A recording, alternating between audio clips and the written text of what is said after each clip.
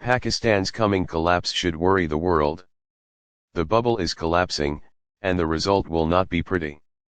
Russia's invasion of Ukraine sent economic shockwaves across not only Europe but also the broader Middle East. Pakistan, whose economy is already weak because of decades of corruption, mismanagement, and unstable governance, has been particularly vulnerable. While many countries are dependent upon Ukrainian or Russian wheat or foreign energy imports, Pakistan requires both. Between July 2020 and January 2021, for example, Pakistan was the third largest consumer of Ukrainian wheat exports after Indonesia and Egypt. The price spike in oil prices has hit Pakistan hard, driving up the cost of its imports by more than 85%, to almost $5 billion, just between 2020 and 2021. For Pakistan, it is a perfect storm. At the end of Pakistan's fiscal year on June 30, 2022, its trade deficit neared $50 billion, a 57% increase over the previous year. Had the Shehbaz Sharif government not banned the import of more than 800 non-essential luxury items in May 2022, the figure might have been even higher. Even the middle class is unable to keep up with inflation. In June, inflation soared to over 20%, the highest in the recent past. An International Monetary Fund-directed end to subsidies has caused both the price of electricity and gas to soar, even beyond the hike caused by the rise in oil prices worldwide. Food insecurity is rife. According to the State Bank of Pakistan, reliance on imports for edible oil and oilseed meals to meet domestic demand consumption has been increasing over the past 2 decades. 86% of domestic edible oil consumption in 2020 came from imports, up from 77% in 2000. Population growth is only increasing the need for imports as domestic projects to produce soybean and palm oil falter.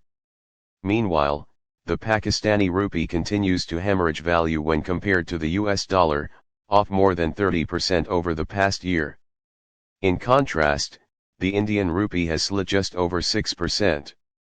The decline in the Pakistani rupee hurts the middle class especially, and all those unable to dollarize their saving.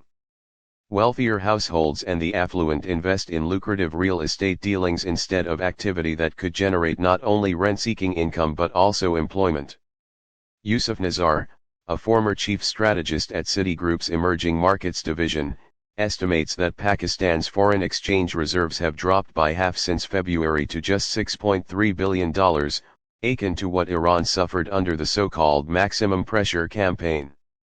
For Pakistan, however, the dramatic decline is of its own making. According to Nazar, Pakistan has received more International Monetary Fund, IMF, bailouts than any other country.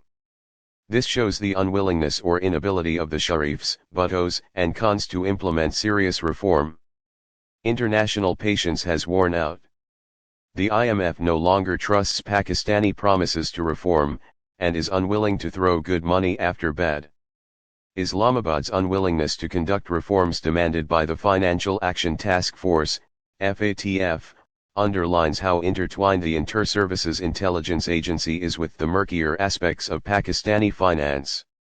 Efforts by some Pakistani liberals to relaunch the stalled Trade and Investment Framework Agreement with the United States have gone nowhere, especially given Washington's concerns with poor Pakistani regulatory practices, supply chain management, data protection, and intellectual property rights.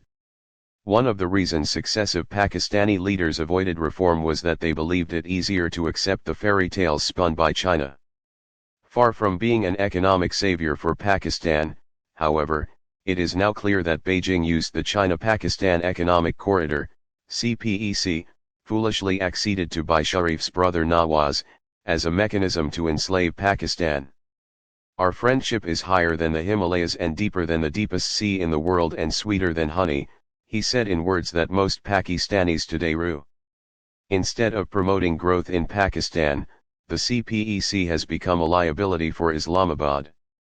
Sovereign counter-guarantees to Chinese independent power producers eat up the Pakistani government's revenue, even as Pakistan continues to face lengthy power outages. CPEC project implementation is sporadic even though, For the last 4 years, Pakistan is the world's largest recipient of Chinese grants and assistance. The World Bank has warned that Pakistan could soon face macroeconomic instability. Societal instability would soon follow. Pakistan's private sector has not created enough jobs to absorb the labor pool. Anger is reaching the boiling point, and growing criminality hints at societal breakdown. Sri Lanka's collapse worries the region, but Pakistan's collapse should worry the world. For decades, state failure in Pakistan has been a nightmare scenario. Both Pakistan and the broader world have had a taste of that scenario as violence, extremism, and poverty engulf the former capital and commercial hub of Karachi, and as Pakistani authorities lose control over many regions alongside the Afghanistan border. The United States, India, and Iran are right to worry about the security of Pakistan's nuclear arsenal, as military officers also begin to struggle to get by. Pakistani elite live in a state of denial, believing that the status quo in which they live an affluent life insulated from broader society is permanent. It is not. The bubble is collapsing, and the result will not be pretty.